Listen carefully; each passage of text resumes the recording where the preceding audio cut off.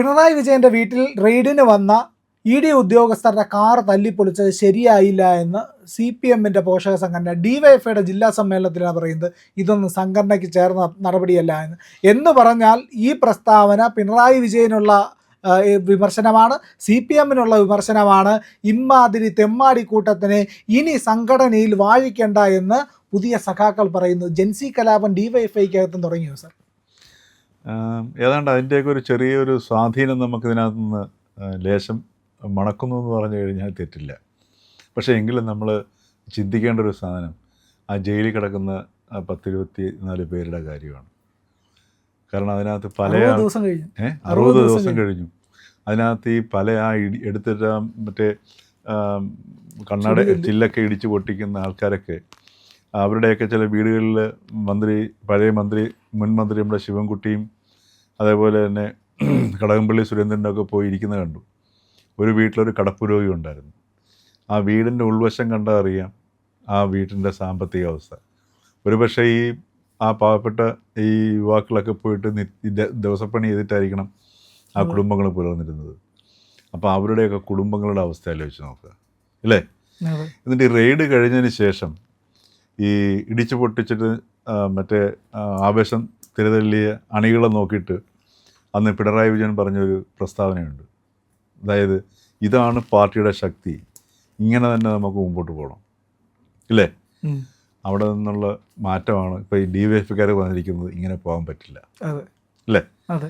അപ്പോൾ ഇതിനകത്ത് പല രീതിയിൽ കാണണം. ഒന്ന് DYFIയിലെ ഈ പറഞ്ഞതുപോലെ ഈ ജൻസി പ്രക്ഷോഭത്തിനകത്ത്, കാരണം ഈ ജൻസി പ്രക്ഷോഭം ഉണ്ടായിരിക്കുന്നത് ഈ മുതിർന്ന തലമുറ അടിച്ചേൽപ്പിച്ച സാധനങ്ങളാണ് ഈ ചെറുപ്പക്കാർ ഈ SFIയുടെ ആണെങ്കിലും KSUവിൻ്റെ ആണെങ്കിലും ഒക്കെ കൊണ്ടു നടക്കുന്നത്. അതിൽ നിന്ന് ഒരു മാറി ചിന്തിക്കുന്നുണ്ട് അവർ.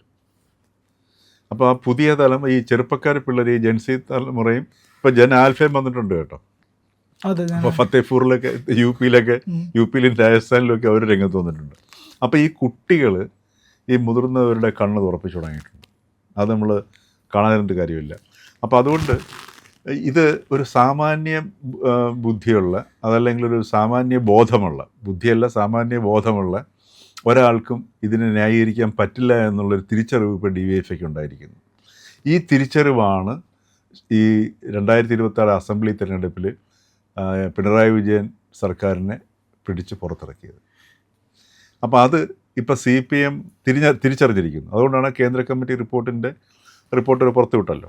അതിനകത്തും പറയുന്നത് ഈ DYFI പിള്ളേർ പറഞ്ഞ കാര്യങ്ങൾ തന്നെയാണ് പറഞ്ഞേക്കുന്നത്.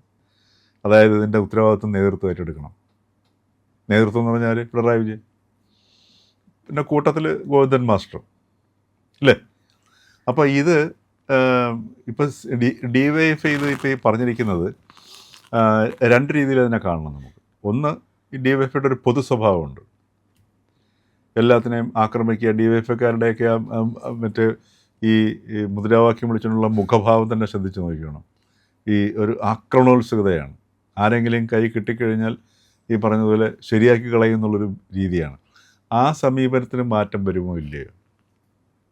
ഇപ്പോൾ ഈ തിരുവനന്തപുരത്തുള്ള പിന്നെ DYFIയുടെ ജില്ലാ സമ്മേളനത്തിൽ ഈ പറഞ്ഞിരിക്കുന്നത് ഒരു സാമാന്യ ബോധത്തിലേക്കുള്ള ഒരു തിരിവാണ്. അത് പാർട്ടിക്കകത്തുള്ളൊരു വിഭാഗീയതയല്ല, പാർട്ടിക്കകത്തുനിന്നും പിണറായി വിജയനെയും അതല്ലെങ്കിൽ അദ്ദേഹത്തിൻ്റെ ചുറ്റും നിൽക്കുന്ന വൃന്ദത്തെയും തള്ളിക്കളയുക എന്നുള്ളൊരു പാർട്ടിയുടെ മൊത്തത്തിലുള്ള ലക്ഷ്യമുണ്ട്. അതോടൊപ്പം തന്നെ ഈ ഒരു സ്വാധീനം നമുക്ക് അതിനകത്ത് കാണാൻ പറ്റും. ഇപ്പോൾ DYFI എന്നുള്ള പ്രസ്ഥാനത്തിനകത്ത് നിന്ന് ഈ പറഞ്ഞ പോലെ പൊതുവികാരത്തിനെ മാനിക്കാൻ പഠിക്കണം. ഇത് വലിയ സംഭവമല്ലേ. ഒന്ന് ആലോചിച്ച് നോക്കൂ. ജയിലിൽ കിടക്കുന്ന 10-27 പേര് അവർ ഈ സംഘടനയുടെ സ്വഭാവത്തിന് ചേർന്നതല്ല എന്ന് പ്രഖ്യാപിച്ചിരിക്കുകയാണ്. മാത്രമല്ല, ഇതിനേക്കാളും ഏറ്റവും വലിയൊരു സങ്കടകരമായ ഒരവസ്ഥ, കാറ് തല്ലിപ്പൊട്ടിച്ച്, ഒരു ഡ്രൈവറുടെ കാറ് തല്ലിപ്പൊട്ടിച്ചത്. അപ്പോൾ അവരുടെ നഷ്ടപരിഹാരം ഞങ്ങൾ തീർക്കുമെന്ന് പറഞ്ഞിരുന്നു. അവർ പാർട്ടി പറഞ്ഞിരുന്നു. കൊടുത്തില്ല. അതിൻ്റെ കാരണം എന്താ? അത് കൊടുത്തു കഴിഞ്ഞാൽ ഈ അക്രമത്തെ തങ്ങൾ സ്പോൺസർ ചെയ്തതാണെന്ന് അംഗീകരിക്കപ്പെടും എന്നുള്ളത് കോടതി വരുമ്പം പ്രശ്നമാവുന്നുള്ളത് കൊണ്ടാണ് കൊടുക്കാറുള്ളത്. അവസാനം ED പൈസ കൊടുത്തു.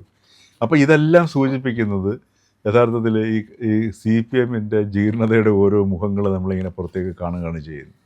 അപ്പോൾ ഈ ജീർണതയുടെ ഇതിനകത്തു നിന്ന് ഒരു പുതിയ ഭാവത്തിലേക്ക് ഇപ്പോൾ DYFI പിള്ളേരൊക്കെ ഇങ്ങനെ പറയുന്നത് എനിക്ക് തോന്നുന്നു ഒരു പുതിയ കാലഘട്ടത്തിൻ്റെ ഉണർവ് വരെ നയിക്കുന്നുണ്ടാവാം. അപ്പോൾ നമ്മളൊരു നല്ല സ്റ്റേറ്റ്മെൻറ്റ് കാണുന്ന സമയത്ത് നമ്മൾ അതിനെ ആ രീതിയിൽ തന്നെ കാണണമല്ലോ. പക്ഷേ അത് ഏത് രീതിയിലേക്ക് മാറുന്നു എന്നുള്ളതാണ്. പഴയ DYFIയുടെ അല്ലെങ്കിൽ CPMൻ്റെ തുടർന്നു വന്നൊരു സ്വഭാവമുണ്ട്. ഈ പരമ്പരാഗത രാഷ്ട്രീയ പാർട്ടികളുടെ സ്വഭാവത്തിന് എതിരെയുള്ള അത് തിരുത്തു എന്നുള്ള പ്രഖ്യാപനമായിരുന്നു CJPയുടെ സമരം എന്ന് പറയുന്നത്, അല്ലേ? അപ്പോൾ ആ തിരുത്തലിൻ്റെ ഒരു ശബ്ദമാണോ ഇപ്പോൾ ഈ DYFI യുവാക്കളിൽ നിന്ന് കേൾക്കുന്നത്? കാരണം ഇത് കോട്ടയത്തെ സമ്മേളനത്തിൽ ഇതേപോലെ പ്രതിധ്വനിച്ചു. അപ്പോൾ ഇതൊരു ഈ പറഞ്ഞ പോലെ ഒരു കേരളത്തിലെ ഏറ്റവും വലിയ പാർട്ടിയാണ്, ഏറ്റവും വലിയ ഈ പറഞ്ഞ പോലെ യുവജന പ്രസ്ഥാനങ്ങളിലൊന്നാണ് DYFI. DYFI എന്ന് പല സ്ഥലങ്ങളിലും ഈ പറഞ്ഞ പോലെ DYFIക്കാർ ഒരു അവർ വരിക എന്ന് പറഞ്ഞു കഴിഞ്ഞാൽ ഒരു ഭീഷണി പോലെയാണ്. അത് ആ സംഘടനയുടെ ഒരു പൊതു സ്വഭാവമാണ്. ആ ഭീഷണി മാറിയിട്ട്, കാരണം ഒരു സാമൂഹിക സംഘടന അത് ഏത് രാഷ്ട്രീയ പാർട്ടിയുടെ ആയിക്കോട്ടെ അല്ലാത്തതായിക്കോട്ടെ, ഒരു സാമൂഹിക സംഘടനയെ നയിക്കുമ്പോൾ സമൂഹത്തിൽ ഒരിക്കലും പേടി വിതറാൻ പാടില്ല. മനസ്സിലായില്ലേ? CPMഉം DYFIയും SFIയും ഒക്കെ ഇതുവരെ ഉണ്ടാക്കിയിരിക്കുന്ന ഒരു സംസ്കാരം എന്ന് പറഞ്ഞാൽ ഭീതി വിടർത്തുക എന്നുള്ളത്. CPM എന്ന് പറഞ്ഞാൽ പേടിച്ചോളും, അല്ലേ? SFI സമരത്തിന് ഇറങ്ങുകയാണെന്നുണ്ടെങ്കിൽ അക്രമം. ഈ ക്യാമ്പസ് രാഷ്ട്രീയത്തെ മുഴുവൻ ഈ ഒരു അവസ്ഥയിലേക്ക് മാറ്റിയതിനകത്തൊരു മുഖ്യ പങ്ക് വഹിച്ചത് CPM ആണ്. അത് CPMൻ്റെ നേതാക്കന്മാരൊക്കെ പറയുന്നത് ഞങ്ങൾ കോട്ടകളും കൊത്തളങ്ങളും തല്ലിപ്പൊളിച്ചു എന്നാണ് പറയുന്നത്.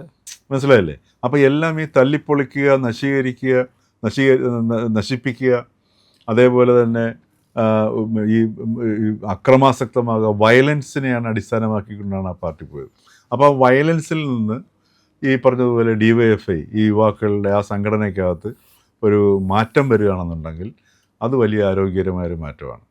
അതിന് നമ്മൾ ഈ പറഞ്ഞതുപോലെ പിന്നെ പാർട്ടിക്കകത്തുള്ള ഇപ്പോൾ പിണറായി വിജയനെ തള്ളുക അല്ലെങ്കിൽ ആ നേതൃത്വത്തിനെ തള്ളിക്കളയുക എന്നുള്ള കേന്ദ്ര നേതൃത്വത്തിൻ്റെ അല്ലെങ്കിൽ കേന്ദ്ര കമ്മിറ്റിയുടെ ആ ഒരു പൊതു സമീപനത്തിനോട് ചേർന്ന് നിൽക്കുന്നതിൻ്റെ ഭാഗമായി കാണുന്നതിനേക്കാൾ ഉപരി ഈ രീതിയിലൂടെ കാണേണ്ട. കാരണം എന്ന് വെച്ചാൽ നമുക്കും വളരെ പ്രധാനപ്പെട്ട സാധനമാണ്.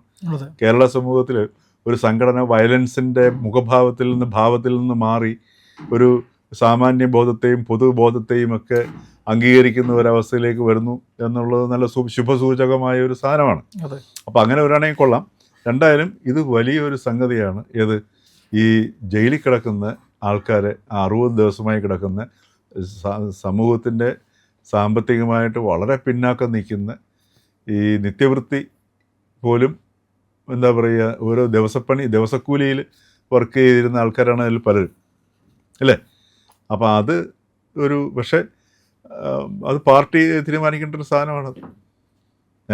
കാര്യം പിണറായി വിജയനാണ് പറഞ്ഞത് ഇങ്ങനെ വേണം നമ്മൾ നേരിടാൻ എന്ന് പറഞ്ഞ്. അപ്പോൾ പാർട്ടിയുടെ ആ ഒരു പൊതു സ്വഭാവത്തിൻ്റെ ഇതുവരെ ഉണ്ടായിരുന്ന പൊതു സ്വഭാവത്തിൽ നിന്നൊരു മാറ്റം വേണം എന്നുള്ളൊരു പ്രഖ്യാപനം കൂടിയാണ് ഇപ്പോൾ DYFIക്കാർ നടത്തിയിരിക്കുന്നത്. അത് ഏത് രീതിയിലേക്ക് പോകുന്നു എന്നുള്ളതാണ് ഇനി കേരളം കാത്തിരിക്കേണ്ടത്. അങ്ങനെ പോവുകയാണെന്നുണ്ടെങ്കിൽ ആ സംഘടനയ്ക്കും അല്ലെങ്കിൽ ആ പാർട്ടിക്കും ഒരു നിലനിൽപ്പിനെക്കുറിച്ച് ചെറിയൊരു പ്രതീക്ഷയ്ക്ക് വകയുണ്ട്. അതില്ല എന്നുണ്ടെങ്കിൽ എൻ്റെ കാര്യം ഈ പറഞ്ഞതുപോലെ അല്ലേ, ശേഷം വെള്ളിത്തിരയിൽ എന്ന് മാത്രമേ നമുക്ക് പറയാൻ പറ്റത്തുള്ളൂ.